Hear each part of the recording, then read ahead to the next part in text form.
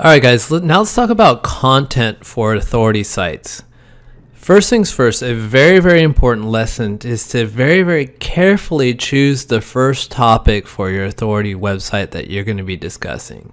The name of the game is just not confusing Google on what the topic of your site is about, and that's the particularly interesting challenge for authority websites because they typically can talk about many, many different topics.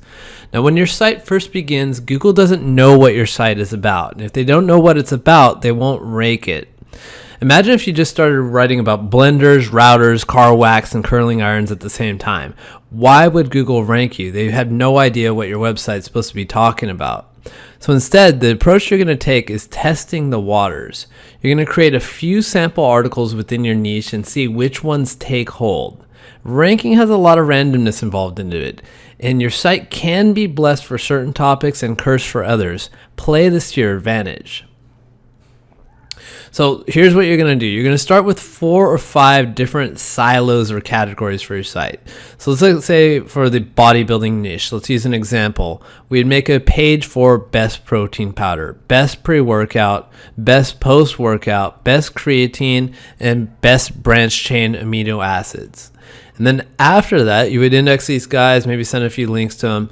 You'll do an analysis. You'll see which page ranks best considering the competition. So like best protein powder is very, very high competition. And if it ranked page 3 compared to everything else, which was page 4 or 5, that'd be a pretty solid indicator that you're blessed for protein powder. You should continue to build the protein powder.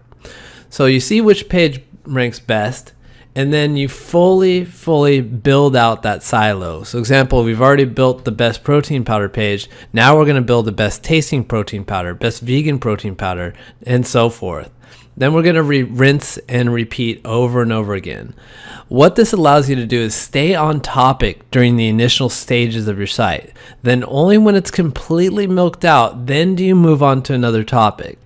Now, after a while, like your 4th silo, like you've built out protein, you've built out pre-workout, it's been in a year, you have 100 more referring domains, something like that, then you can move into growing the site in all directions at the same time because you have the authority and trust to be able to do so. And Google already understands that you're about bodybuilding. You're not just about protein powder, you're about bodybuilding. You can write about everything, but don't confuse them in the beginning stages, which are very, very important. Now let's talk about some info content considerations. Info content should always have keyword search volume. I talked about this briefly before. In the case where you have a small niche site, having fresh and supporting content might require you to create filler content that doesn't have keyword volume. So for example, skin starts with C. It would eventually run out of topics. This would never be the case with an authority site. So the goal is to make sure every page counts. No weak links on your site. We'll talk about this more later with the pitfalls, but basically when you have a huge site, it becomes hard to keep track of the quality of all the pages on your site. And when you have weak pages that might be below the standard of today's SEO, that can hurt your overall quality score. So basically make sure that even your info content pages have the same considerations as your money pages. They have keyword volume, they can rank, they can pull traffic. Also, find the right balance between your info and your commercial content. So like this is how it kind of works. At the beginning, what you're going to do, just pick an 80-20 ratio. So have about 20% info content and then 80% commercial content. So once you're established, what you want to do is keep records of what positions your new page is indexed at. And then once you have a kind of gauge, so once you hit authority mode, you see like, okay, every time I publish a new piece of content, I'm usually ending up on page 2.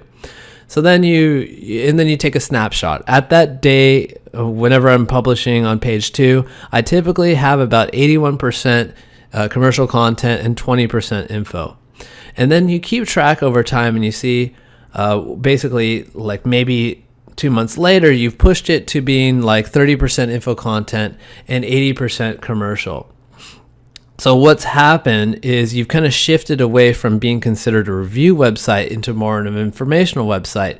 And maybe you see that now you're indexing on page 3. So try to keep a record of what that sweet spot is for you. You want to find the right balance. See, what's going to happen is if you write too much info content, Google could say, okay, this is a general health tip website that gives information about like health tips instead of reviewing supplements. So you start to lose that topical relevance in the place that you want to be. You want to be commercial. You want to be talking about reviews of products and stuff like that. So find that sweet spot. If you push it too far the other way and you're too commercial, Google will recognize that too. You need to have the right balance, and that's going to just change from niche to niche. It's all about keeping good records and keeping track of what is the highest you index at. What is the trend? When are you in the sweet spot? And trying to always stay around there. Okay, other considerations. With your writers, try to keep a consistent voice. So typically the voice that I try to have my writers write at is knowledgeable yet fun to read. So they can cite sources, they can really educate, they can get into details, but try to keep it fun to read and semi-light. You're always assuming that your site can be the next Wirecutter or be the next Healthline. So it's all a good idea to keep the same voice, keep the same branding, and use the same 1 to 3 authors for the same site all the time. And just make sure these authors are your all-stars. These are the guys that understand your specifications clearly. They get your very, very complicated, very demanding SOPs on content. They're down with it. They're completely going to follow it. And go ahead and take the time to create author bios for these guys. Right now, it doesn't seem like the algorithm is able to particularly calculate and on the fly mathematically evaluate expertise, authority, and trust, but that doesn't mean that they can't in the future. So it's within the best interest to start to create an author story around each of these writers, create author bios for them. When they post, you can have a little link to their bio at the bottom, stuff like that, and it'll probably have some usage going forward.